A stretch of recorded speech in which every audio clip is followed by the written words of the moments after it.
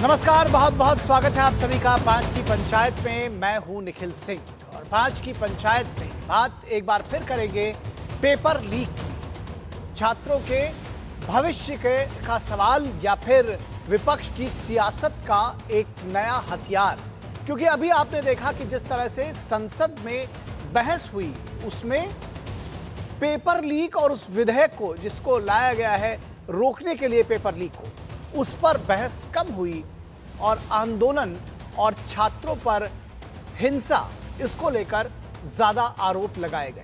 तो इसको लेकर वार और पलटवार हुए। आखिर क्यों पेपर लीक को लेकर वार पलटवार ज्यादा जरूरी था, या फिर उसके लिए एक नई राह निकालने की जरूरत थी जिसके लिए विधेयक लाया गया है। दरअसल 2027 के यूपी चुनाव से पहले सियासी बिसात बिछ चुकी है और इस बार मुद्दा है परीक्षा व्यवस्था और युवाओं का भविष्य। समाजवादी पार्टी पेपर लीक के मुद्दे को लेकर केंद्र के साथ साथ योगी सरकार पर हमलावर है। अखिलेश यादव ने लोकसभा में यूपी में 20 से ज्यादा पेपर लीक होने का आरोप लगाते हुए सरकार को घेरा, लेकिन बीजेपी ने भी पलटवार में सपा के पुराने रिकॉर्ड का आईना दिखा दिया। बीजेपी का सवाल है कि जिस पार्टी के शासनकाल में नकल विरोधी कानून खत्म किया गया, जिस दौर में नकल माफिया और पेपर लीक के आरोप लगते रहे, वही पार्टी आज छात्रों के भविष्य की सबसे बड़ी चिंता करने का दावा कैसे कर सकती है। और विशेष बात है कि जब अखिलेश यादव खुद कहते हुए ये पाए गए कि थोड़ी बहुत नकल तो हर कोई कर लेता है, तो बीजेपी का कहना है कि नकल विरोधी कानून लाने का काम भाजपा सरकारों ने किया, जबकि सपा पर आरोप है कि उसने सत्ता में रहते हुए सख्ती वाले कानूनों को कमजोर किया। वहीं नीट पेपर लीक के खिलाफ आंदोलन करने वाली कॉकरोच जनता पार्टी पर भी सवाल उठ रहे हैं। सवाल है कि अगर लड़ाई सिर्फ छात्रों के भविष्य की है, तो फिर पंजाब समेत दूसरे राज्यों में सामने आ रहे पेपर लीक के मामलों पर चुप्पी आखिर क्यों? क्या मुद्दा सिर्फ वही उठाया जाएगा जहां सियासी फायदा दिखेगा? क्या हर पेपर लीक पर एक जैसा आक्रोश है, या फिर विरोध की तीव्रता भी राजनीतिक भूगोल देखकर तय होती है? तो सवाल यह है कि क्या पेपर लीक के खिलाफ आवाज सच में छात्रों के हक की लड़ाई है, या फिर चुनावी रणभूमि तैयार करने की एक सोची समझी रणनीति? क्या विपक्ष युवाओं की चिंता कर रहा है, या फिर पेपर लीक को 2027 के चुनावी हथियार के तौर पर इस्तेमाल कर रहा है? क्योंकि जनता सिर्फ आरोप नहीं सुनती, वो पुराने रिकॉर्ड भी देखती है और वो जानती है कि कौन क्या है। आज तमाम इन सवालों के साथ लगाएंगे 5 की पंचायत। हमारे मेहमानों का भी करेंगे रुख, लेकिन उससे पहले हम आपको दिखाएंगे कि इस पूरे मुद्दे पर सियासी वार पलटवार की ये रिपोर्ट देखिए और जानिए समझिए कि किस नेता ने आखिर क्या कहा।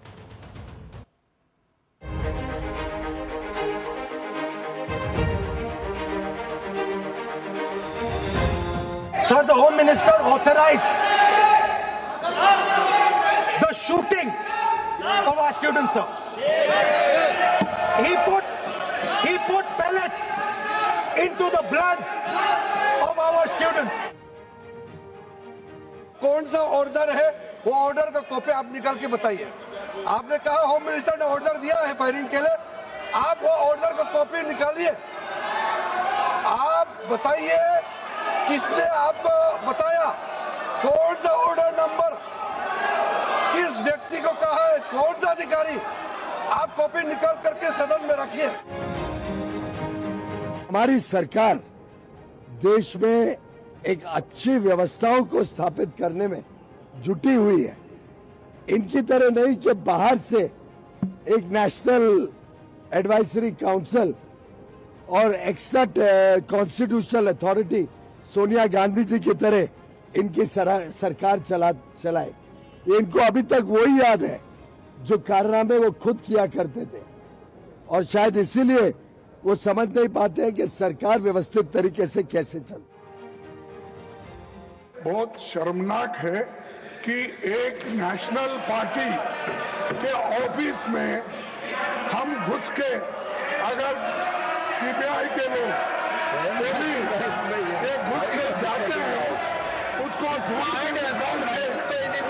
अरेस्ट करने की बात करते हैं। Democracy is not safe, people are not safe. Therefore I request you, people who have gone there unauthorized. આ अगर राजस्थान में हुआ तो आपकी जुबान नहीं, कर्नाटक में हुआ तो आपकी जुबान नहीं, हिमाचल में हो तो जुबान नहीं, पंजाब में हो तो जुबान नहीं। तो ये देख करके आरोप लगाना, पिक एंड चूज, देश की जनता इसीलिए आपके नेतृत्व को नहीं कबूल रहा। असलियत से एकदम टूट चुके हैं। नई नई कमेटियां बनाने से काम नहीं चलेगा। उनका अध्यक्ष चाहे कोई भी हो। राधा कृष्ण कमेटी भी व्यवस्था में सुधार लाने के लिए बनी थी। आज तक उसकी एक सिफारिश लागू नहीं हुई है। और इस नई कमेटी में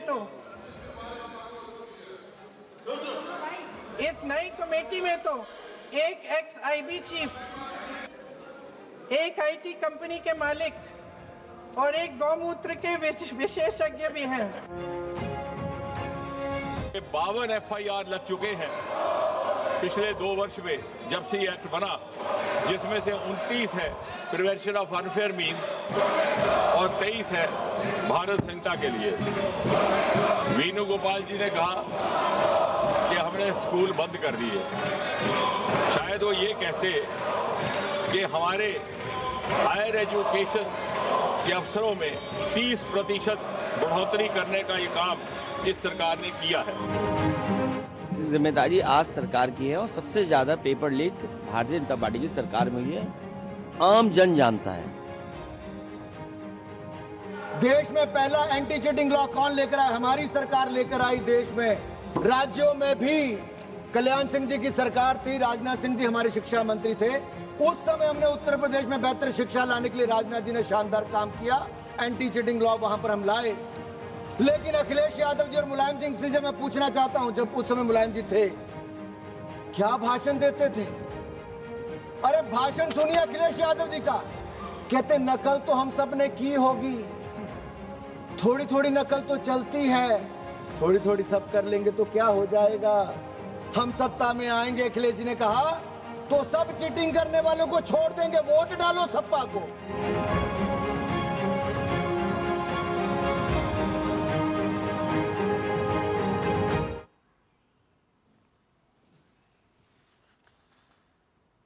तो इस पूरे विषय पर चर्चा करने के लिए मेहमानों का खास पैनल हमारे साथ जुड़ा हुआ है। उनसे हम आपका परिचय करा दें। हमारे साथ राकेश त्रिपाठी जो कि बीजेपी के प्रवक्ता है, हमारे साथ जुड़े हुए हैं। राकेश जी, बहुत स्वागत है आपका।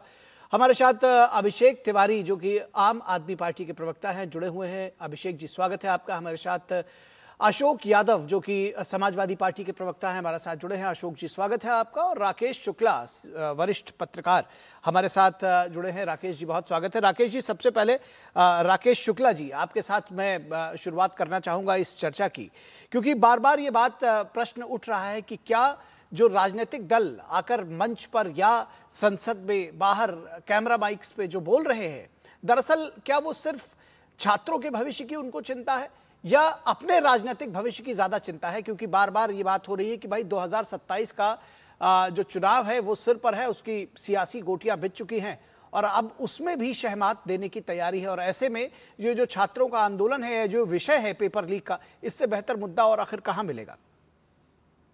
निखिल जी, आपने बिल्कुल सही कहा कि ये छात्रों के भविष्य से ज्यादा अपने भविष्य की चिंता सता रहे। उन्हें ये लग रहा है कि यदि युवाओं को हम प्रोत्साहित करेंगे, आकर्षित करेंगे, हंगामा करेंगे तो हमें भविष्य में वोट मिलेगा। लेकिन वास्तविकता ये है कि लोकसभा में जो 8 घंटे की चर्चा हुई, उस 8 घंटे की चर्चा में विपक्ष की तरफ से कितने सकारात्मक सुझाव दिए गए, क्योंकि एक बहुत महत्वपूर्ण बिल है। महत्वपूर्ण मैं इसलिए कहूंगा क्योंकि लगातार हम पीछे की छोड़ दें, अभी की भी छोड़ दें, तो भविष्य में पेपर लीक नहीं हो, ये एक बड़ी समस्या का समाधान किया जाना चाहिए। सरकार जब कानून बना रही है तो स्वाभाविक है कि 2024 में जो कानून बना था, सरकार को लगा होगा कि वो कानून इतना प्रभावी नहीं है कि जिससे अपराधियों के मन में डर पैदा हुआ हो, और इसीलिए वो संशोधन लेके आए। इस संशोधन में उन्होंने जैसे एक हत्या को लेके एक प्रावधान होता है, लगभग वही प्रावधान किया गया है। सजा का और जुर्माना का प्रावधान तो सर्वाधिक किया गया है। इससे कानून का डर आरोपियों के मन में आए और कम से कम पेपर लीक का समाधान हो। तो 8 घंटे की चर्चा में हम आप ही नहीं, देश का जेनजी भी देखना चाह रहा था कि सरकार के कदम में यदि कोई कमी है तो विपक्ष को चाहिए था कि उसको दुरुस्त करवाती और ऐसे प्रावधान का सुझाव देती कि जिससे भविष्य में किसी भी पार्टी की सरकार हो, मैं ये नहीं कहता, देखिए लोकतांत्रिक व्यवस्था में भारत में सत्ता परिवर्तन होता रहता है जी, और लेकिन बच्चों का भविष्य सुरक्षित हो इसके लिए सदन के अंदर समानता और सकारात्मकता होना जरूरी था, क्योंकि सबके लिए ये जरूरी था कि आगे पेपर लीक नहीं हो। लेकिन मुद्दा क्या चल रहा था कि मुद्दा ये चल रहा था कि सरकार को कटघरे में कैसे खड़ा करें और जिससे कि जनता के बीच में ये संदेश दे सकें कि ये सरकार सबसे खराब। मुझे एक बात मैं निखिल जी कहूंगा कि मार्च के महीने में जब प्रियंका जी भाषण दी थी मुझे बहुत अच्छा लगा था, और मुझे लगा था कि वास्तव में प्रियंका जी के अंदर एक ऊर्जा है, एक सोच है, एक विचार है और शब्दों का बड़ा चयन अच्छा है जी। लेकिन इस बार जब उनकी तरफ से सदन के अंदर देश के सम्मानित व्यक्ति के लिए मूत्र के जानकार शब्द कह के हंस के उपहास उड़ाया गया, तो मेरे मन में कहीं ना कहीं उनको लेकर जो एक धारणा थी वो टूट गई। और एक बात मेरे समझ में आ गई कि सोनिया जी हो, प्रियंका जी हो या राहुल जी हो, इन सब के मन में हिंदुओं को लेके घृणा भरी हुई है। और इसीलिए जब गाजा पे हमला होता है तो सोनिया जी लेख लिखती हैं और उसके बाद प्रियंका जी झोला लेके जाती हैं फिलिस्तीन का। राहुल गांधी सदन के अंदर कहते हैं कि जो खुद को हिंदू बोलता है जी, वो घृणा फैलाता और हिंसा करता है। और प्रियंका जी ने गोमूत्र शब्द का इस्तेमाल करके साफ कर दिया कि इन सब का मानस हिंदुओं को लेकर लगभग नकारात्मक एक जैसा है। निखिल जी, ठीक बात है, क्योंकि ये सवाल निश्चित तौर पर बार बार ये आ रहा है कि वो जिस कंस्टिट्यूएंसी से आती हैं वायनाड, वो उनको भी एड्रेस कर रही थी और अपने उस वोट बैंक को भी एड्रेस कर रही थी, शायद ये गोमूत्र के विषय पर कहकर और हंस करके, और भारतीय ज्ञान परंपरा सभ्यता संस्कृति का जो वो मजाक उड़ा रही थी, वो शायद इस तरह के आरोप उनके ऊपर बहुत सारे लग रहे हैं। लेकिन चूंकि उनकी तरफ से, कांग्रेस की तरफ से आज कोई यहाँ डिफेंड करने के लिए है नहीं, अगर सपा चाहे तो कर ले, उनके साथी हैं, लेकिन इसलिए मैं उस चर्चा को और आगे नहीं लेकर जाऊंगा। लेकिन इससे पहले कि मैं अशोक यादव के पास आऊं और सवाल रखूं, उससे पहले कि मैं एक चाहूंगा कि एक बाइट में अपने पैनल से रिक्वेस्ट करूंगा कि एक साउंड बाइट प्ले करें अखिलेश यादव की, जो शायद इस पूरी स्टोरी में कहीं छूट गई। मैं चाहूंगा कि वो भी एक बार दिखाई जाए, उसके बाद इस चर्चा की शुरुआत करते हैं। क्या कह रहे हैं कि नकल से पास हो रहे हैं सर? बताओ, नकल से पास हो रहे हैं? अरे कौन, हम अगर कोई बात गलत कह दें तो शायद वो टीवी पे दिन रात चलेगी। अच्छा बताओ, नकल कौन नहीं कर लेता है जब पास होना होता है थोड़ी बहुत? हमें बताओ, कोई है जिसने बचपन में नकल न की हो? हाथ खड़ा करके बता दे। थोड़ी बहुत सब कर लेते हैं। अखिलेश यादव जी कह रहे हैं कि थोड़ी बहुत नकल सब लोग कर ले रहे हैं। मैंने इसलिए इसको चलाया था कि बीच में फिर जो विषय है वो बिल्कुल क्लियर रहे कि दरअसल छात्रों के भविष्य की बात हो रही है, और बात इस बात की हो रही है कि भाई ये जो विधेयक लाया गया 2024 में लाया गया था, उसके बाद उसमें संशोधन, बहुत सारे विधेयक होते हैं जिनमें चेंजेस, इसीलिए वो प्रावधान ही है संसद में। आप लोग मुझसे बेहतर जानते हैं कि चीज़ों में अगर कोई दिक्कत हो, कुछ उसको बेहतर किया जा सके, तो संशोधन ला करके उसको बेहतर किया जा रहा है।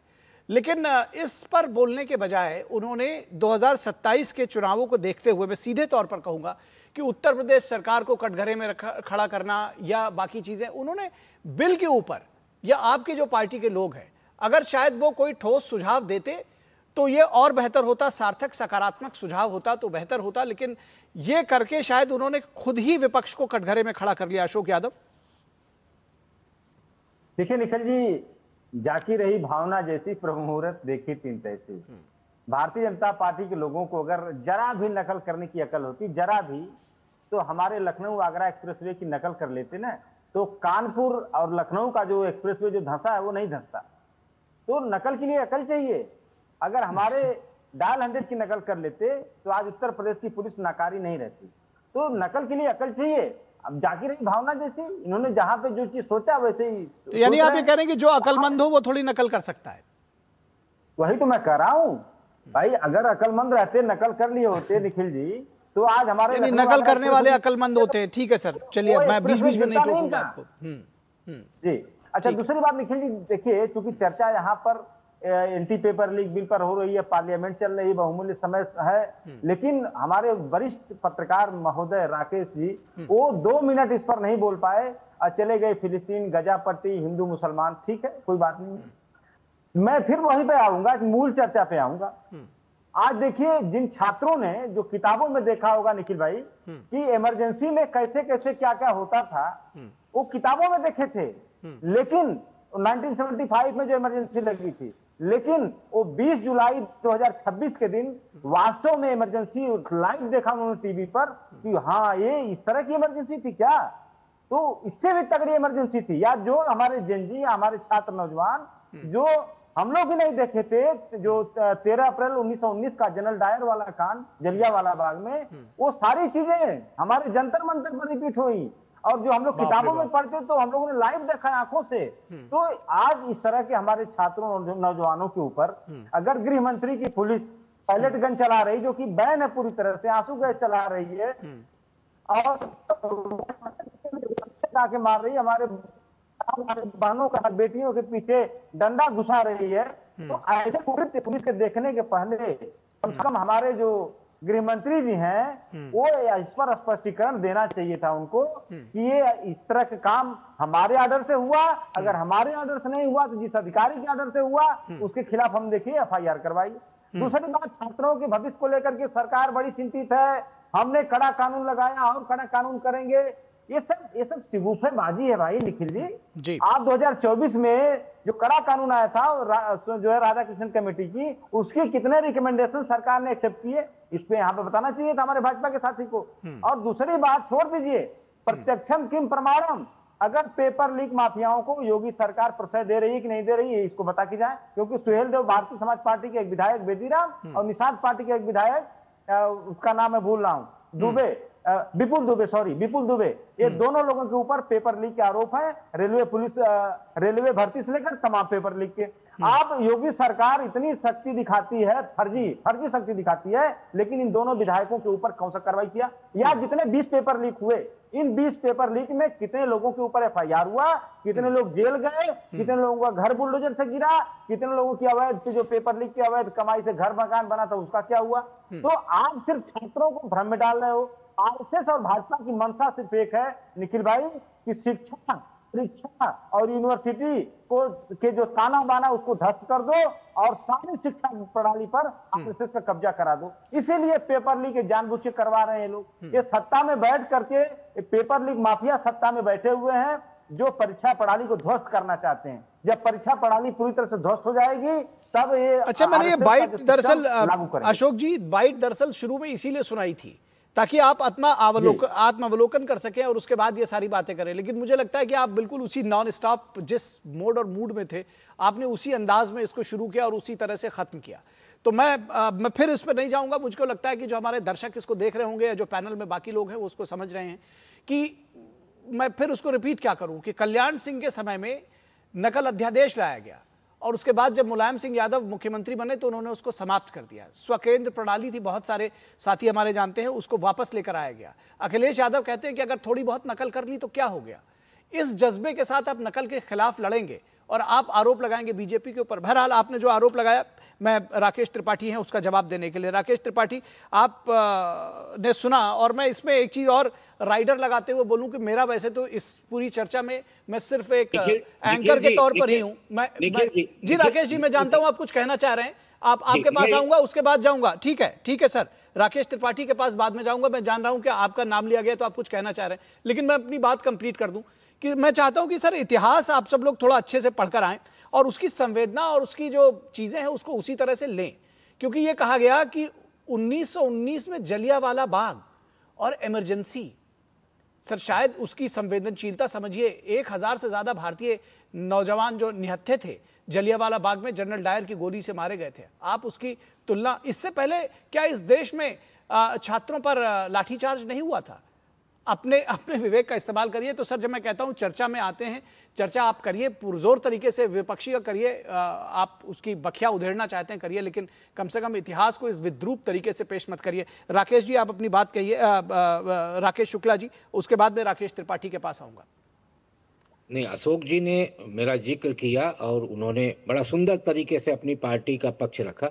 दो बातें मैं कहना चाहता हूँ। एक तो आपातकाल का जो जिक्र होता है, तो आपातकाल और 20 जुलाई इन दोनों को जोड़ना मुझे लगता है पूरी तरह से राजनीतिक बयानबाजी है। यदि आप 20 जुलाई को जोड़ रहे हैं तो जिस तरह आपातकाल के समय पर इंदिरा जी के द्वारा अपने प्रशासनिक अमले का अपने व्यक्तिगत हितों के लिए इस्तेमाल किया गया, उसी तरह से पुलिस, उत्तर प्रदेश की पुलिस से क्या भैंस नहीं ढूंढवाया गया? ठीक है सर, उसको तो मैंने कहा, दरअसल वही बात मैंने कही। मैंने तो जी 15-16 में शिक्षा कर्मी और शिक्षा मित्रों पे यही उत्तर प्रदेश सरकार ने लाठियां चलवाई थी और जम के पीटा गया था लखनऊ, प्रयागराज, कानपुर में। तब क्या हुआ था? क्या उसको भी इमरजेंसी कहेंगे? क्या लाठियां हमेशा भाजी गई हैं? ठीक है सर, बीजेपी के प्रवक्ता इसका जवाब देंगे। दरअसल मैंने वही बात कही कि आप तो इमरजेंसी तक आए हैं, वो तो अंग्रेजों की पुलिस और जनरल डायर से उन्होंने तुलना कर दी जहां 1000 लोग मारे गए। तो मैं कह रहा था इतिहास को सही पर्सपेक्टिव में रखिए, क्योंकि जो लोग उस दौरान शहीद हुए उनको भी शायद बुरा लगेगा सर, अगर वो कहीं होंगे या कुछ लोग उसको जानने वाले होंगे, जहां कहीं भी होंगे बहुत दुखी होंगे ये सुन करके, मुझे ऐसा लगता है। राकेश त्रिपाठी, बहुत सारे आरोप है सर, जवाब दीजिए। देखिए, जितने दुस्साहस के साथ अशोक यादव जी ने आज अपने वक्तव्य को दिया है और ये कहा कि नकल के लिए अक्ल चाहिए होती है, मुझे लगता है इतना दुस्साहस दूसरा कोई राजनीतिक दल दिखा नहीं सकता है जो नेशनल टीवी चैनल पर बैठ करके डंके की चोट पर कहे कि हाँ, नकल करने के लिए अकल चाहिए और हम अकलमंद हैं, हम नकल करना जानते हैं, हम नकल को प्रोत्साहित करना जानते हैं। अच्छा, करे भी तो करे क्या? इनके नेता सार्वजनिक तौर पर बयान दे रहे हैं, कोई ढका छुपा बयान थोड़ो है। तो सार्वजनिक तौर पर दिए गए नेता के बयान को आगे बढ़ाना ही प्रवक्ता का उत्तरदायित्व होता है और इसी नाते इस उत्तरदायित्व का इन्होंने पालन किया है। लेकिन यह सत्य उत्तर प्रदेश की जनता और देश की जनता भूली नहीं है कि कैसे मुलायम सिंह यादव ने, अब 1919 की बात कर रहे थे, तब तो अशोक यादव जी पैदा नहीं हुए थे, लेकिन 1990 में जरूर अशोक यादव जी रहे होंगे, राजनीतिक समझ भी रही होगी और मुझे उम्मीद है कि समाजवादी पार्टी की राजनीतिक कार्यकर्ता के तौर पर आ भी गए होंगे। और तब देश में कैसे कार सेवकों पर, निहत्थे कार सेवकों पर गोलियां चला करके मारा गया था और मारने के बाद स्थानीय प्रशासन का निर्णय है ऐसा भी नहीं।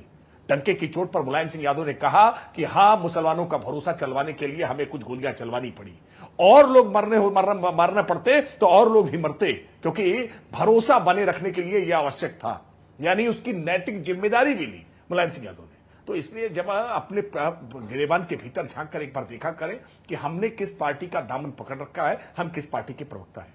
दुर्भाग्यपूर्ण यह रहे कि नकल को लेकर के, परीक्षाओं को लेकर के समाजवादी पार्टी बात कर रही है। वो समाजवादी पार्टी जिसने नकल को पूरा उद्योग बना करके उत्तर प्रदेश में रखा था। सब पुस्तकीय परीक्षा कराने के लिए अखिलेश यादव उसके पक्षधर थे। उत्तर प्रदेश में योगी आदित्यनाथ सरकार आने के बाद हमने तमाम भर्तियों में किस तरह से सामूहिक सॉल्वर गैंग होते थे, भर्तियों में कराने के लिए कैसे एक पूरी व्यवस्था बना रखी थी। एसटीएफ ने लगातार गिरफ्तारियां की हैं। ऐसे लोगों को, जो लोग नौकरियां पा गए थे, उनको बर्खास्त करके उनसे हमने वसूली करने का काम किया है। लेकिन आज मुझे लगता है अखिलेश यादव जी पर, उनके कार्यकाल पर चर्चा करना वो ज्यादा महत्व का विषय नहीं है। ज्यादा महत्व का विषय यह है कि देश के नौजवान छात्र जो जंतर मंतर तक पहुंचे थे, जो देश भर में इस बात की अपेक्षा कर रहे थे कि हमारे लिए कठोर कानून बनना चाहिए, नकल पेपर लीक रुकना चाहिए। पेपर लीक को लेकर के प्रधानमंत्री नरेंद्र मोदी जी ने अपना संकल्प दोहराया। हमने नीट की परीक्षा में जो लीकेज थे उसको स्वीकार किया, री नीट कराया, उसका रिकॉर्ड समय में तुरंत रिजल्ट जारी करने का काम किया। उस पूरे मामले में सीबीआई की इन्वेस्टिगेशन प्रारंभ की, एफआईआर दर्ज की, गिरफ्तारियां की है, उनको जेल भेजने का काम किया है। उसके बाद एक हाई पावर कमेटी गठित करने का काम किया। देश भर में हमने इसको लेकर के फास्ट ट्रैक कोर्ट्स गठित करने का काम किया और फिर एक नए कानून को हम लेकर के साथ में आ रहे हैं जिसमें हमने इसके प्रावधान कठोर करने के काम किए।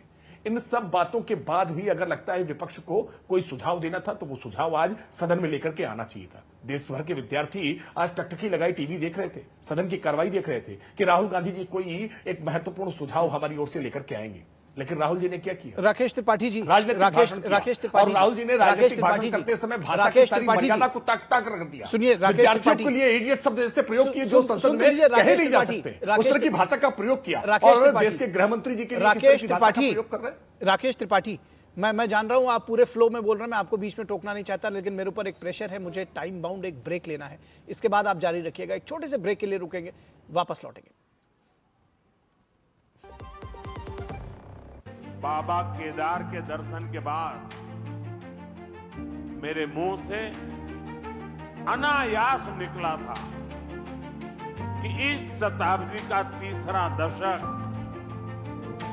उत्तराखंड का दशक होगा। विकास, विरासत और सांस्कृतिक संरक्षण के मजबूत संकल्प के साथ डबल इंजन की सरकार ने उत्तराखंड को प्रगति की न सिर्फ नई पहचान दी है, बल्कि तय किया है युवा सोच, आधुनिक परिवेश, नवाचार और अनंत उपलब्धियों का सफर। प्रधानमंत्री नरेंद्र मोदी के मार्गदर्शन और मुख्यमंत्री पुष्कर सिंह धामी के कुशल नेतृत्व में सरकार ने उन संभावनाओं पर जोर दिया है जो सुखद भविष्य की नींव तैयार कर रही है। उत्तराखंड में दूरस्थ पहाड़ के सुदूर गांव भी पीएम मोदी के डिजिटल इंडिया अभियान का हिस्सा बन रहे हैं। डिजिटल क्रांति के इस सफर में अपनी सरकार पोर्टल द्वारा रिकॉर्ड 976 डिजिटल सेवाओं का घर बैठे लाभ दिया जा रहा है। युवाओं के खिलते हुए चेहरे सरकार की कार्यकुशलता का प्रमाण दे रहे हैं। प्रदेश में पारदर्शी तरीके से युवाओं को रिकॉर्ड 33,000 से ज्यादा सरकारी नौकरियां प्रदान की गई हैं। सड़कें अब विकास और प्रगति की गाथा लिख रही है। 12,000 करोड़ से अधिक लागत से निर्मित एक्सप्रेसवे परियोजना से दिल्ली से देहरादून की दूरी मात्र 2.5 घंटे की रह गई है। चार धाम यात्रा को सुगम बनाने के लिए 11,700 करोड़ से अधिक ऑल वेदर रोड का कार्य 92% से ज्यादा पूर्ण हो चुका है। भारतमाला परियोजना के तहत टनकपुर से पिथौरागढ़ NH 125 का निर्माण कार्य पूरा हो चुका है।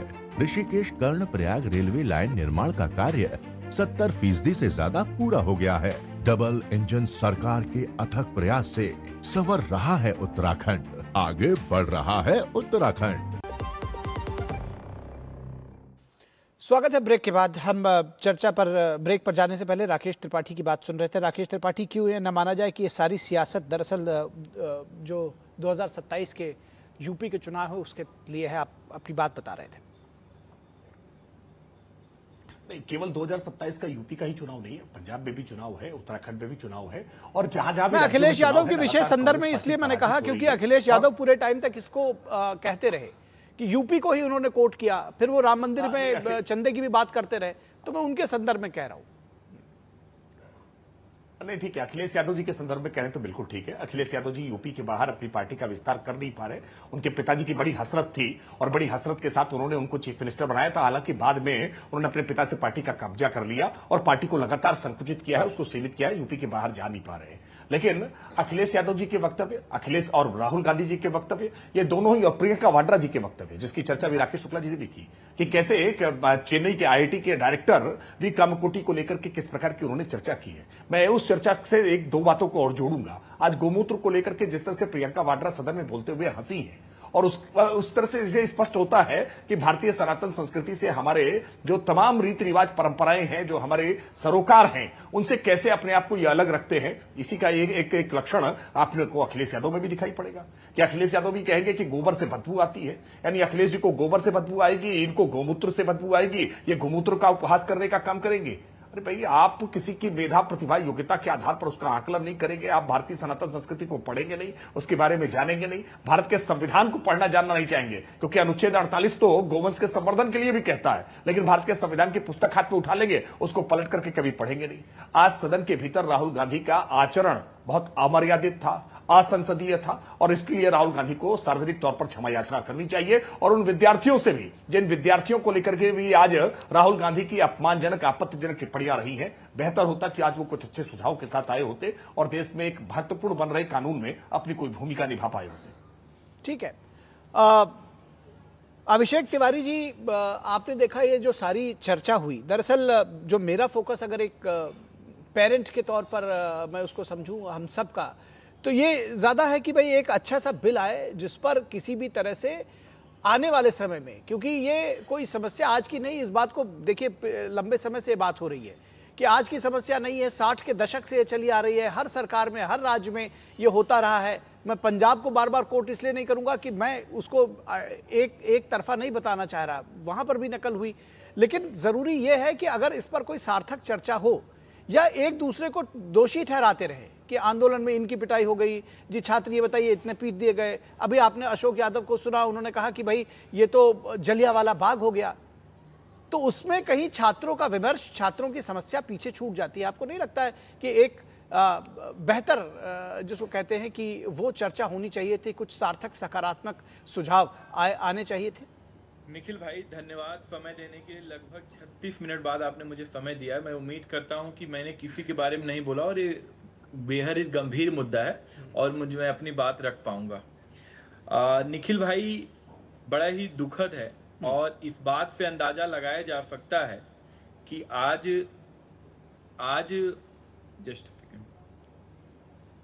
आज लोकसभा के अंदर चर्चा हो रही थी बेहद ही गंभीर मुद्दे पर। देश के प्रधानमंत्री और देश के गृहमंत्री नदारद थे, तो इस बात से इस चीज का अंदाजा लगाया जा सकता है कि भारतीय जनता पार्टी के लिए एजुकेशन का मुद्दा जो है कितना प्रायोरिटी रखता है, किस पैदान पे आता है।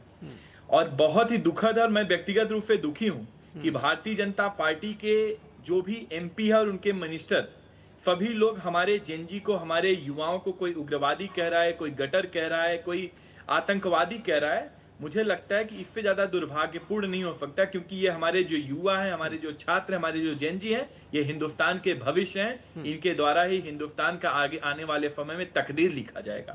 और मैं फख्र करता हूं अपने युवाओं पे, अपने छात्रों पे, अपने जेनजियों पे, जो तानाशाही सरकार के सामने, अहंकारी सरकार के सामने झुके नहीं। जब तक अपनी मांग मनवा नहीं लिए तब तक वो डटे रहे, संघर्ष करते रहे और खूंटा गाड़ करके वहां पे बैठे रहे। क्यों? क्योंकि ये महात्मा गांधी के चेले हैं, भगत सिंह के चेले हैं और अंबेडकर जी के अनुयायी हैं। ये नरेंद्र मोदी जी जैसे नहीं है अंबेडकर वो अमेरिका के सामने जाकर के झुक जाएंगे। ये देश के युवा हैं, ये अपनी बात और अपने अधिकार को लेना भी जानते हैं और सबक भी सिखाना जानते हैं। ये निखिल भाई, ये पूरा भाजपा का ट्रेंड बन चुका है। जो भी इनसे सवाल पूछेगा, चाहे वो छात्र हो, चाहे वो युवा है, उनको आतंकवादी, उनको उग्रवादी, उनको एंटी नेशनल, उनको देशद्रोही कहने का कार्य करेंगे। इससे पहले इन्होंने किसानों के लिए किया, इससे पहले इन्होंने छात्रों के लिए किया, इससे पहले इन्होंने पहलवानों के लिए किया, इससे पहले इन्होंने नौजवानों के लिए किया। तो ये भारतीय जनता पार्टी का ट्रेंड बन चुका है। और इससे ज्यादा दुखद क्या हो सकता है कि हमारे युवाओं के ऊपर इन्होंने पैलेट गन का यूज किया, बिहार के अंदर इन्होंने AK-47 का यूज किया, जंतर मंतर पे इन्होंने कीलधारी डंडे का प्रयोग किया। क्या वो देश के युवा अपने अधिकार मांग रहे थे या आतंकवादी हैं? अगर भारतीय जनता पार्टी के लोग उनको आतंकवादी, उग्रवादी कह रहे हैं, तो मैं बड़ा ही विनम्रता पूर्वक पूछना चाहता हूं, क्या उग्रवादियों के साथ, आतंकवादियों के साथ भारत सरकार के प्रतिनिधि मंडल JP नड्डा के नेतृत्व में मीटिंग कर रहा था? क्या अगर वो आतंकवादी है तो उनकी मांग क्यों मानी गई? क्या अगर वो उग्रवादी है तो उनकी मांग क्यों मानी गई? धर्मेंद्र प्रधान का इस्तीफा क्यों लिया गया? आज देश का युवा पूछ रहा है। ठीक है, देश के जेनजीओ का आप इंटरनेशनल कह रहे हैं। 2 बात। ठीक है। तीसरी बात, ये हिंदुओं की बात कर रहे थे इस पैनल में बैठ करके कुछ लोग। मैं तो कहूंगा, बड़े जिम्मेदारी के साथ कहना चाहता हूं कि आजाद भारत के इतिहास में अगर हिंदुओं का सबसे ज्यादा कोई नुकसान किया तो भारतीय जनता पार्टी वाले किए। राम मंदिर में जिस तरीके से इन्होंने चढ़ावा से लेकर के चंदा चोरी किया, कंस्ट्रक्शन में चोरी किया, इससे पूरे हिंदू और सनातन धर्म के आस्था पे ठेस पहुंचा है। आज सारे हिंदू दुखी हैं। और गाय माता की बात कर रहे थे, गोबर की बात कर रहे थे, मूत्र की बात कर रहे थे। गाय माता के हत्यारों से चंदा लेने वाला कोई है तो भारतीय जनता पार्टी वाले हैं। इससे ज्यादा दुखद क्या हो सकता है? इससे ज्यादा दुर्भाग्यपूर्ण क्या हो सकता है कि गाय हत्यारों से कोई चंदा ले रहे हैं तो भारतीय जनता पार्टी वाले ले रहे हैं? आप बताइए, देश की जनता तय करेगी, ठीक है सर, आपके दर्शक तय करेंगे। ठीक है, देश की जनता तय करेगी। कुछ एक बातें, हत्यारा कौन है और ठीक है हिंदू विरोधी कौन है? ठीक है, ठीक है, ठीक है। अभिषेक जी, आपकी बात आगे, मैं 1-2 बातें कहकर उसके बाद मैं इस बात का जवाब लेने के लिए राकेश त्रिपाठी के पास जाऊंगा। एक बात तो ये है कि ये कहा गया कि ये जो हमारे छात्र हैं, इनके खिलाफ जो भी कार्रवाई हुई है, यानी कि जो भी विधिक कार्रवाई है, वो अब नहीं होनी चाहिए, मुकदमे वापस होने चाहिए, छात्रों के खिलाफ निश्चित तौर पर होने चाहिए। और लेकिन अगर उसमें कुछ असामाजिक तत्व आ गए हैं जिनके खिलाफ हत्या, डकैती, लूटपाट के मुकदमे दर्ज हैं, तो उनके खिलाफ अगर कार्रवाई हो रही है तो दिक्कत किसको है, इसका भी, इस बात को भी पहचाना जाना चाहिए और ये भी क्लियर हो जाए कि कौन है वो जो असामाजिक तत्वों को, जो अपराधी तत्वों को, जो इस तरह के लोगों को बचाना चाहते हैं। क्योंकि जो आपने कहा कि हमारे जेनजी हैं, उन्होंने लड़ करके इस बात को ले लिया और आपको फक्र है, हम सबको भी फक्र है कि जेनजी हैं, वो एक बेहतर काम कर रहे हैं। लेकिन जिस अश्लील और अशोभनीय भाषा का, जिन तरह की गालियों का इस्तेमाल किया गया, मैं फिर कहता हूं वो हमारे जेनजी नहीं हो सकते। वो वही असामाजिक तत्व है, वो वही आपराधिक तत्व है जो हमारे आपके घर के बच्चे उस तरह की गालियां नहीं दे सकते। जो बच्चे तैयारी कर रहे हैं, नीट की जो परीक्षा की तैयारी कर रहे हैं, वो नहीं हो सकते। ये मेरा अपना व्यक्तिगत मानना है, ये मेरा अपना व्यक्तिगत मानना है और मैं इस पर कायम हूं। क्योंकि वो व्यक्तिगत नहीं, निखिल बच्चे भाई, मुझे लगता है कि- मैं आता हूं आपके पास, मैं इस बात का जवाब दूंगा, लेकिन बार बार ये कहना कि वो बच्चे और वही थे, उनके ऊपर वो चलाई गई, तो ऐसा नहीं है। मेरा मानना है कि अभी आप देखिए दिल्ली पुलिस उसमें इन्वेस्टिगेशन कर रही है। 900 से ज्यादा लोग ऐसे पाए गए हैं जो उसमें मौजूद थे। फेस रिकॉग्निशन कैमरे के तहत उनकी पहचान की जा रही है। 2800 से ज्यादा लोगों को पहचाना गया है। 900 से ज्यादा ऐसे लोग हैं, एग्जैक्ट फिगर भी आपको अगर आप कहेंगे तो मैं बता दूंगा, जिन पर आपराधिक मुकदमे दर्ज हैं और हत्या डकैती जैसे मुकदमे दर्ज हैं। तो जाहिर तौर पर उसमें कुछ असामाजिक तत्व थे जिनको हमें नहीं भूलना चाहिए। इस चर्चा के दौरान हम छात्रों के साथ पूरी संवेदना रखते हैं। राकेश त्रिपाठी, ये बात कही जा रही कि भाई गृह मंत्री और प्रधानमंत्री इस चीज को सीरियस ले ही नहीं रहे। वो जब राहुल गांधी जी और अखिलेश यादव जी बोल रहे थे तो वो सुनने के लिए थे ही नहीं। देखिए निखिल जी, मानसून सत्र कई दिन से चल रहा है और लगातार प्रधानमंत्री जी भी सदन में थे, गृह मंत्री जी भी सदन में थे, लेकिन लगातार विपक्ष हंगामा कर रहा था, सदन की चर्चा होने नहीं दे रहा था।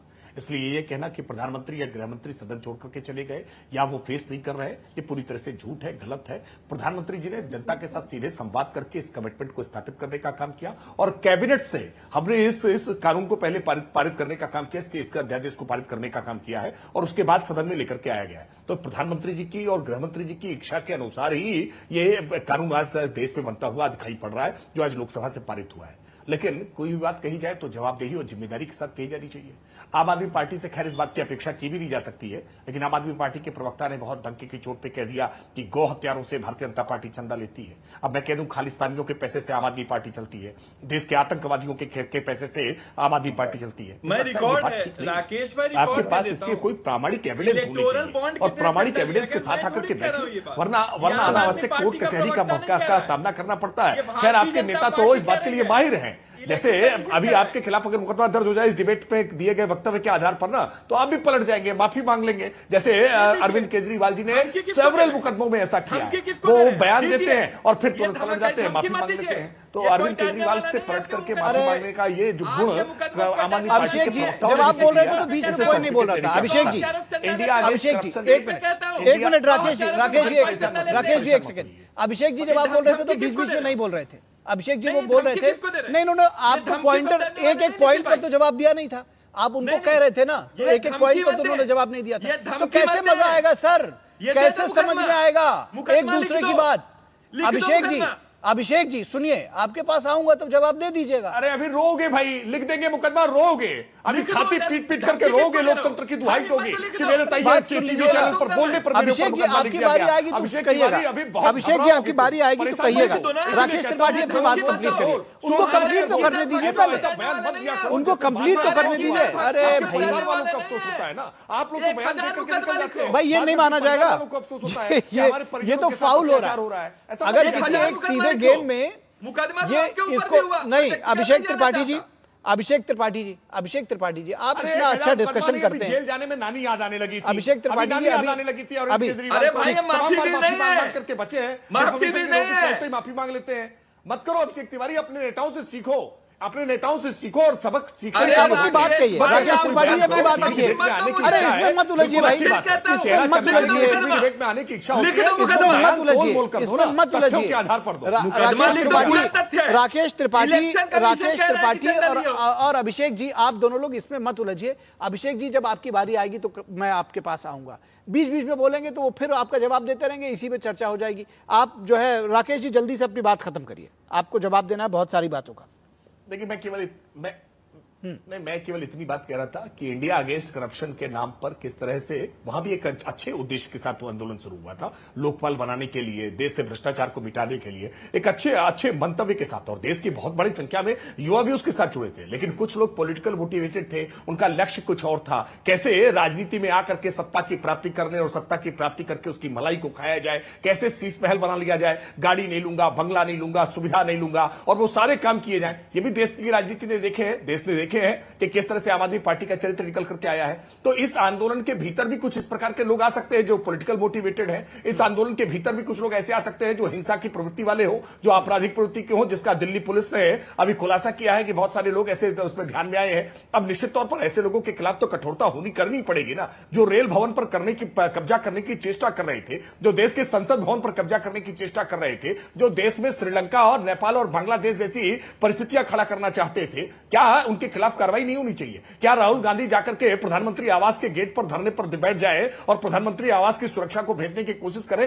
तो क्या पुलिस को कठोरता से उनको हटाना नहीं चाहिए? निश्चित तौर पर हटाना चाहिए, और आवश्यक बल का प्रयोग ही केवल मात्र किया गया है। ये झूठ फैलाना बंद करिए कि वहां पर गोली चला दी गई है। ये झूठ फैलाना बंद करिए कि वहां पर बर्बरता की गई है। बर्बरता तो यूपीए सरकार ने कैसे की थी, ये पूछ करके आइए। बाबा रामदेव के आंदोलन पर कैसी बर्बरता हुई थी, एक व्यक्ति की मृत्यु हो गई थी उसमें। याद करके आइए कि कैसे उस समय बर्बरता की गई थी जब कांग्रेस की सरकारें रही है। मत याद दिलाइए। भारतीय जनता पार्टी की सरकार संवाद में यकीन रखती है, और इसीलिए जेपी नड्डा जी के नेतृत्व में लगातार हमने संवाद किया और संवाद करके समाधान किया। न केवल हमने अनशन खत्म कराया, बल्कि जो छात्रों की मांग थी उस मांग को भी हमने पूरा करने का काम किया है। ये ऐसा दिन था जिसमें आज राजनीतिक दलों को निकलकर सामने आना चाहिए था, छात्रों की उन मांगों के साथ खड़े होना चाहिए था, और आज अच्छे सकारात्मक सुझाव लेकर आने चाहिए थे। अभिषेक तिवारी जी ने भी बातचीत करते समय कोई बात नहीं बताई कि आम आदमी पार्टी का यह सुझाव है, यह सुझाव मान लेना चाहिए। एक भी सुझाव लेकर के नहीं आए कि एक सिंगल सुझाव लेकर के आए। आज हम तो बिल लेकर के आए ना कि 2 महीने के भीतर इन्वेस्टिगेशन खत्म होनी चाहिए, 3 महीने के भीतर ट्रायल खत्म होना चाहिए, इस मामले में कठोर कार्रवाई होनी चाहिए, 10 वर्ष तक की सजा होनी चाहिए, 10 करोड़ रुपए तक का जुर्माना होना चाहिए। हम तो कठोरता से लेकर के आ रहे हैं, हाई पावर्ड कमेटी बनाकर लेकर के आ रहे हैं कि परीक्षाएं कैसे संचालित की जाए, कैसे संपन्न कराई जाए, उसको लेकर के एक एसओपी बनाई जाए और कठोरता से उसको लागू किया जाए। आपके पास कोई सुझाव हो तो सुझाव लेकर आइए। ये कोरी राजनीति करेंगे ना, जनता आपको खारिज करेगी। ठीक है, ठीक है, आ रहा हूं। अभिषेक तिवारी जी, जो जिन बात का जवाब दीजिएगा वो तो दीजिएगा ही। मैं असल में इस चर्चा में ये भी लाना चाह रहा था, मैं बार बार चाह रहा हूं सार्थक चर्चा हो, इसलिए मैं ये चाह रहा हूं कि इस बिल को लेकर के जो नया कानून बनेगा, इसको लेकर के अभी तो लोकसभा से पास हुआ है, तो ये कुछ ठोस सुझाव दे दीजिए, कुछ सार्थक सकारात्मक, कुछ छात्रों को समझ में आए। इसीलिए मैंने शुरू में कहा कि ऐसा ना लगे छात्रों को कि आप सब लोग अपना भविष्य तो बनाना चाहते हैं, उनके भविष्य की आपको चिंता नहीं। निखिल भाई जी, निखिल भाई, जब मैंने बोला कि आज इतनी गंभीर मुद्दे पे लोकसभा में चर्चा हो रही थी, तो भारतीय जनता पार्टी के प्रवक्ता कह रहे हैं कि इतने दिनों से संसद चल रही तो थक गए थे, इसलिए आज नहीं आए। अरे भैया, छात्रों के मुद्दे पे चर्चा हो रही है, देश के प्रधानमंत्री और देश के दोनों गृह मंत्री वो नदारत हैं। उन्होंने खैर ये तो नहीं कहा, उन्होंने ये तो नहीं कहा कि दोनों लोग थक गए इसलिए नहीं आए। अरे भाई, क्यों नहीं? आप जवाब लीजिए, जवाब दीजिए। निखिल भाई अभी ये कह रहे थे हम मुकदमा कर देंगे। तुम्हारे इन गीदड़ भभकियों से हम डरने वाले नहीं है। एक नहीं 1000 मुकदमा लिख देना। मैं रिपोर्ट लेकर के बैठा हूं, ये पढ़ देता हूं। रिपोर्ट में है कि निर्वाचन आयोग के चुनावी आंकड़ों के अनुसार भारतीय जनता पार्टी ने भारत की प्रमुख बीफ निर्यात करने वाली कंपनी अलाना ग्रुप से चंदा लिया है। लिख देना मुकदमा राकेश त्रिपाठी जी, और इनसे हम डरने वाले नहीं है। और लिखाएंगे मुकदमा। अभिषेक तिवारी, इस तरह से झूठ फैलाने की चेष्टा करोगे तो निश्चित तौर पर मुकदमा लिखाएंगे। ये टीवी डिबेट में आने का शौक खत्म हो जाएगा। इस तरह से झूठ बोलना बंद करो। गौ हत्यारों से चंदा लेने की बात कही है ना तुमने, अभिषेक तिवारी, गौ हत्यारों से भाजपा की चंदा लेने की बात कही है ना। अपनी इस बात पर अडिग रहना। मैं बार बार इसलिए चेतावनी देकर के कह रहा हूं, अरे भाई मुंह से निकल गया, आपको गलती मान लो, मत करो ये भाई। अगर आप बार बार इसी बात पर अडिग रहोगे कि गौ हत्यारों से भारतीय जनता पार्टी ने चंदा लिया है, तो निश्चित तौर पर तुम्हारे खिलाफ मुकदमा लिखाएंगे। और अभिषेक तिवारी, तुम्हारे माँ बाप, परिवार हाथ जोड़ते सामने आएगा कि अभिषेक तिवारी से गलती हो गई, माफ कर दो। मैं जानता हूं, मैंने देखा है आपकी पार्टी के नेताओं को इसी तरह करते हुए। मत करो, इसीलिए जिम्मेदारी से बोलो, जवाबदेही से बोलो। ये पार्टी सुनाएगी भी नहीं, बात यहाँ से पार्टी जमानत भी नहीं कराती, जमानत भी नहीं कराती। निखिल जी बीच में फिर बोल रहे हैं। नहीं, आप दोनों लोग शांत हो जाइए, आप दोनों लोग शांत हो जाइए। मैं भी कुछ कहना चाह रहा हूं साहब। अरे मैं भी एंकर हूं, मैं भी अपनी बात कह सकता हूं कि नहीं, आप ही लोग कहेंगे। मैं जान रहा हूं आप दोनों लोग एक दूसरे के। अरे सुन तो लीजिए अभिषेक जी, मैं ये कह रहा हूं कि बात इस बात से शुरू हुई थी कि राकेश जी ने कहा कि आम आदमी पार्टी के नेता को, अरविंद केजरीवाल को कोर्ट में जाकर पलट जाने की आदत है और वो माफी मांग लेते हैं। उसको आपने लिया कि आप हमारे ऊपर मुकदमा लिखाने की बात कर रहे हैं, फिर आपने उनके ऊपर ये भी आरोप लगाया, तो अब वो पलट के कह रहे हैं भाई मुकदमा लिखाने की बात मत कहिए। मैं सीधी सी बात ये कह रहा हूं कि यहां पर जो भी लोग डिस्कशन कर रहे हैं वो ऑथेंटिकेटेड चीजें कहें। ये बात नहीं कि हम कहकर निकल जाएंगे, कुछ भी कह दे निकल जाएंगे, ये चीज ठीक नहीं। नहीं निखिल भाई, मैं जो भी बात बोल रहा हूं जिम्मेदारी के साथ बोल रहा हूं, आगे सुन लीजिए, इनके प्रश्नों का मैं जवाब दे देता हूं। अभी वो हो रहा था कि आंदोलन में उग्रवादी आ गए, आप ही कह रहे थे असामाजिक तत्व आ गए थे। अरे आपके ये निकम्मापन है। आपकी 4 इंजन की सरकार है दिल्ली के अंदर। दिल्ली सरकार आपकी है, आप है एनडीएमसी आपकी है, एमसीडी आपकी है, केंद्र में सरकार आपकी है, दिल्ली पुलिस आपकी है, आपकी आईबी आपकी है, सारी एजेंसी होने के बाद अगर वहां पे असामाजिक तत्व आ रहे हैं, उग्रवादी आ रहे हैं, सर ये आरोप तो आपके ऊपर ही लगा है। ये दरअसल आरोप जो है अभिषेक तिवारी यही आरोप तो आप लोगों के ऊपर लगा है कि अभी वो जो दीपके साहब थे और ये जो आपके बाकी इस कॉकरोच जनता पार्टी के लोग हैं, ये लोग तो पहले आम आदमी पार्टी में काम करते थे, इससे पहले आप लोग आपके बिल्कुल वो वर्कर थे और वो चुनावों में आगे यहाँ प्रचार किया करते थे और आप लोग के तहत ही यहाँ पर आए, तो वही सारे लोग लेकर के आए हैं। क्या आशुतोष फ्रांका, अभिजीत दीपके उग्रवादी है या उग्रवादी है या नहीं है, बात इस बात की नहीं हो रही है। बात ये हो रही है कि वो तो आपके वर्कर थे, तो आप ही लोग तो लेकर के उनको आए थे और बाद में आप ही लोग इनको लेकर के घुसा दिया। मैं बस इतना कह रहा हूं, अगर आंदोलन के अंदर कोई भी व्यक्ति उग्रवादी हो, आतंकवादी हो, देशद्रोही हो, अगर कोई वहां पे आता है तो इसकी रोकने की जिम्मेदारी किसकी है? ये दिल्ली पुलिस की जिम्मेदारी है कि नहीं है?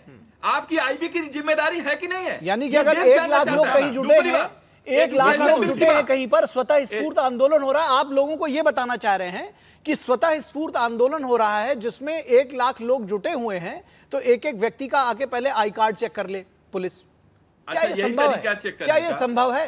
तो फिर आप इस तरह से बात क्यों कर रहे हैं? मतलब ठीक है, अगर आपको ये सुझाता है कि भाई, मैं फिर यही पे कह रहा हूं कि इसीलिए मैं कह रहा हूं कि राजनीतिक आरोप प्रत्यारोप के पीछे ये कि इनको दोषी ठहरा दूं, वहां पर सारे छात्र नहीं थे, वहां पर असामाजिक तत्व थे जो इस पूरे आंदोलन की भीड़ में घुस आए थे और किसी को रोका नहीं जा रहा था, किसी को रोका नहीं गया था, परमिशन थी धरने की, इसलिए जो चाहे वो पहुंच रहा था। निखिल भाई जी, मैं बड़े ही जिम्मेदारी के साथ कहना चाहता हूं कि कोई भी व्यक्ति जो देश से प्यार करता है, अपने देश को मानता है, कोई भी उग्रवादियों को, आतंकवादियों को, असामाजिक तत्व समर्थन नहीं कर सकता। मैं हूं, कोई भी व्यक्ति हो, कोई भी समर्थन नहीं कर सकता। मैं बार बार कह रहा हूं, अगर कोई ऐसा व्यक्ति है तो उसको पकड़ में फांसी लटका दीजिए, लेकिन हमारे जेएनजीओ को बदनाम मत करिए, हमारे युवा छात्रों वही बात अब आप लेकर के आए हैं कि जेएनजीओ को इनके साथ में बदनाम मत करिए, मत करिए सर, बिल्कुल वही मैं भी कह रहा हूं कि ये जो हमारे घर के बच्चे हैं वो इतनी भद्दी गालियां नहीं दे रहे हैं। मैं एक बार फिर से आऊंगा, 10 सेकंड, केवल 10 सेकंड निखिल भाई, केवल 10 सेकंड। ठीक है राकेश त्रिपाठी जी से मैं राकेश शुक्ला जी से आखिरी कमेंट लेना चाह रहा हूं। राकेश शुक्ला जी बहुत नहीं राकेश शुक्ला जी 10 सेकंड दे दीजिए ना, 10 सेकंड केवल, अनुरोध है, केवल 10 सेकंड। राकेश त्रिपाठी जी कह रहे थे कि इतना हाई पावर कमेटी बनी है, 2024 में ये हाई लेवल कमेटी थी, बस नाम चेंज हो गया और उसके बाद संजीव मुखिया को सीबीआई ने अरेस्ट किया। अभी 2 दिन पहले की बात है, उसको सीबीआई ने क्लीन चिट दे दिया। आपके उत्तर प्रदेश के विधायक सर फिर आप आरोप पर ही है, मुझे लगा आप कोई पॉजिटिव सजेशन दे रहे हैं। सर कोई पॉजिटिव सजेशन नहीं दे रहे हैं, ठीक है सर, आप उसी आरोप तक देखिए। मैंने तो शुरुआत में बात कह दी कि 2024 में जो बिल आया था, जो कानून बना था, उसमें संशोधन की कितने सैकड़ों चीजें जो है वो संशोधन होती रहती हैं और उसमें एक नई चीज जोड़नी थी, इसलिए उसको संशोधन किया गया। मुझे लगा आप कोई पॉजिटिव चीज बोलने जा रहे हैं। मैं समय समाप्त हो गया है राकेश शुक्ला, लेकिन फिर भी मैं चाहता हूं कि आप बहुत संक्षेप पे ये एक खबर आ गई है, इसलिए आप सभी लोगों को धन्यवाद देना चाहता हूं। मैं अपने दर्शकों को एक नई ब्रेकिंग न्यूज सुनाऊंगा, लेकिन इसलिए आप सभी का, राकेश त्रिपाठी जी, अभिषेक तिवारी जी, अशोक यादव जी और राकेश शुक्ला जी, बहुत शुक्रिया। तो 5 की पंचायत में इतना ही था, लेकिन मैं आपको बता दूं अपने दर्शकों को कि इस वक्त की एक बड़ी ब्रेकिंग खबर आ रही है कि जंतर मंतर प्रदर्शन पर दिल्ली पुलिस का फैक्ट चेक दरअसल सामने आया है। गोली लगने का दावा झूठा निकला है। मेडिकल रिपोर्ट में गोली के किसी भी तरह के सबूत नहीं आए हैं। प्रदर्शनकारियों को किसी भी तरह की कोई गोली नहीं लगी है। तो ये दिल्ली पुलिस का फैक्ट चेक सामने आया है। मेडिकल रिपोर्ट में ये किसी भी प्रदर्शनकारी को गोली नहीं लगी है। मेडिकल रिपोर्ट ने इस पोल को खोल दिया है और ब्लंट इंजरी की पुष्टि हुई है। फैक्ट चेक में ये दावा फेल हुआ है। गोली नहीं, कुंद वस्तु से चोट लगी है। ब्लंट इंजरी की पुष्टि हुई है, लेकिन गोली चलने की बात सामने नहीं आई है, जिसको बार बार कहा जा रहा था कि वहां पर गोली चली है। तो फैक्ट चेक में यह दावा गलत निकला है। सोशल मीडिया का दावा गलत साबित हुआ है और मेडिकल रिपोर्ट में यह बड़ा दावा सामने आया है, बड़ा एक खुलासा सामने आया है।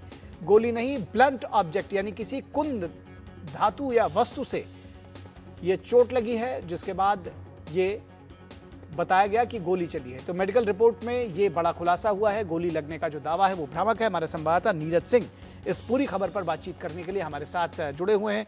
नीरज, क्या कुछ दावा किया गया है दिल्ली पुलिस का, क्योंकि इसको लेकर के बहुत जबरदस्त एक राजनीतिक उठाट पटक रही है कि गोली चली और हमारे छात्रों पर पैलेट गन चलाया गया, गोली चलाई गई। तो गोली चलने का जो दावा था वो दिल्ली पुलिस ने उसको भ्रामक बताया है। क्या है पूरी खबर? बिल्कुल भ्रामक बताया है और दिल्ली पुलिस ने स्पष्ट कहा है कि जो एमएलसी जो रिपोर्ट आई है उसमें इस बात की पुष्टि नहीं होती है कि जो छात्र हॉस्पिटल में एडमिट था उसे गोली लगी है। खुद जो एमएलसी की जो रिपोर्ट है वो दिल्ली पुलिस नहीं बनाती है। एमएलसी की रिपोर्ट हॉस्पिटल के जो डॉक्टर हैं वो बनाते हैं और फिर उस रिपोर्ट को दिल्ली पुलिस को भेजा जाता है।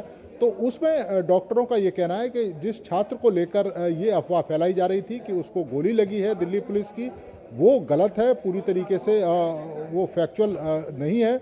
और अब स्पष्ट हो गया है कि एमएलसी की रिपोर्ट ये कह रही है कि उस छात्र को किसी दूसरी जो वस्तु है उससे चोट लगी है, कान के पास उसे हल्का सा घाव है और कोई बहुत ज़्यादा जो गंभीर चोट है वो उस छात्र को नहीं है। तो ये दावा एक तरीके से हम कह सकते हैं कि दिल्ली पुलिस को लेकर जो अफवाह फैलाई जा रही थी कि दिल्ली पुलिस ने गोली का प्रयोग छात्रों के ऊपर किया है, वो पूरी तरीके से गलत है।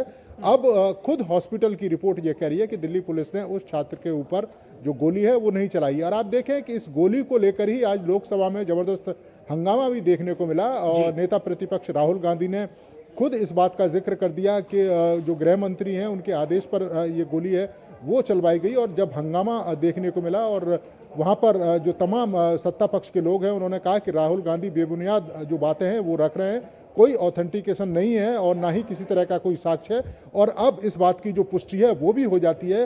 जो हॉस्पिटल की रिपोर्ट है वो ये बताती है कि किसी भी छात्र के ऊपर, खासतौर से जो छात्र उस समय हॉस्पिटल के अंदर एडमिट था, कि उस पर जो कान के पास जो निशान बताया जा रहा था और सोशल मीडिया में ये अफवाह फैलाई जा रही थी कि उस छात्र पर दिल्ली पुलिस ने गोली चलाई है। तो अब दिल्ली पुलिस की तरफ से भी ये स्पष्ट कह दिया गया है कि ये भ्रामक जानकारी है और अस्पताल ने तो इसका मतलब जो पूरी राजनीतिक विमर्श था नीरज, जो सारा राजनीति इस पर आरोप प्रत्यारोप थी, वो दरअसल अगर कहा जाए तो वो उसकी तो हवा ही निकल गई है। क्योंकि ये जिस तरह से दिल्ली पुलिस का ये फैक्ट चेक आया है और खासतौर पर उसमें डॉक्टर्स की तरफ से कहा गया है, देखिए बिल्कुल हवा निकल गई है। और आप देखें कि उसी को लेकर आप देखें कि संसद में किस तरह से लोकसभा में हंगामा देखने को मिला। तमाम जो विपक्षी जो सांसद थे किस तरह के जो आरोप हैं वो सत्ता पक्ष के ऊपर लगा रहे थे।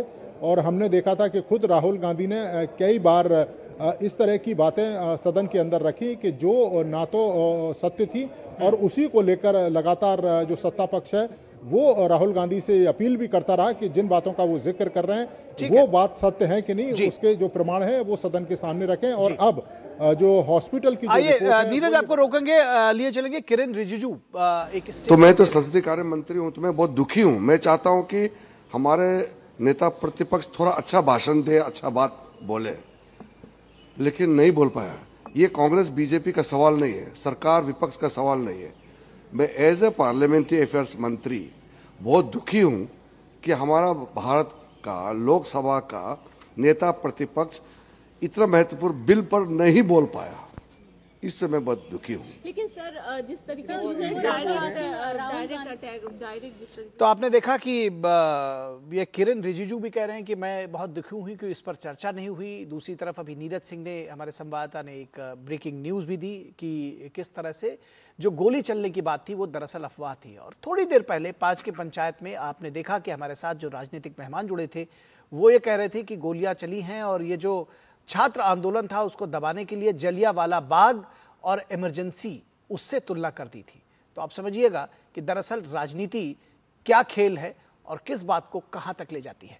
5 की पंचायत पे बस इतना ही। इजाजत दीजिए, नमस्कार।